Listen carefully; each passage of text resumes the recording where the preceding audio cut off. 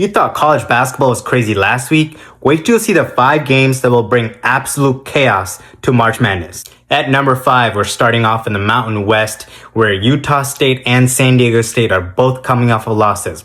The difference between the two, Utah State has a outlook at large. San Diego State does not, because losing to opponents like Colorado State on the road just isn't going to get it done. This is essentially a must-win game for San Diego State if they want to stay alive at large. At number 4, we have Santa Clara taking on St. Mary. Historically, along with Gonzaga, St. Mary is a lock for the tournament, but this year, they've already lost to Santa Clara and Gonzaga.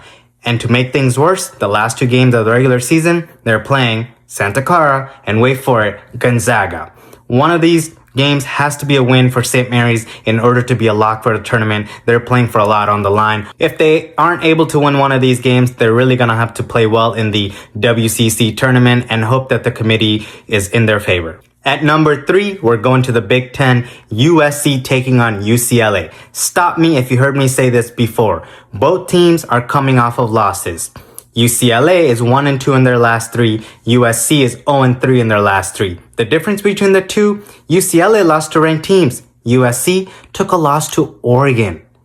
If anybody in the country needs a win, it's USC. They finished the year out with UCLA twice and Nebraska. It's going to be a tough stretch for them to win these games and make it to the tournament. It wouldn't be a top 5 list if it didn't include a powerhouse Big 12 matchup. Houston versus Kansas. Houston is 0-2 in their last 2 games, and they desperately need a win to stop this madness right now. Kansas, on the other hand, they're 1-2, but they took a loss to Cincinnati by 16.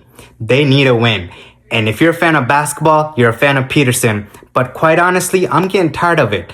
And maybe Kansas is a better team without Peterson, and they lock in more when he's not playing. Kansas needs to decide what it wants to do with Peterson, what kind of team they want to be. And that starts right here.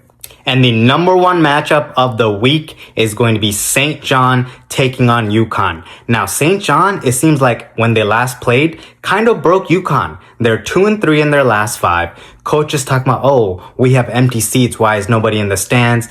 And they lost to Creighton, and they almost lost to Georgetown. Meanwhile, St. John, the last time they lost was the first week of January. They are red hot on fire. But as we know, around this time is when St. John starts to slack. Both teams have a lot to prove. Both teams had a lot of answers heading into Selection Sunday. And I can't wait for this matchup because the last one was electric. 2 win people are sleeping on St. John. If they win this game, they're going to be a number 2 seed. Prove me wrong in the comments below.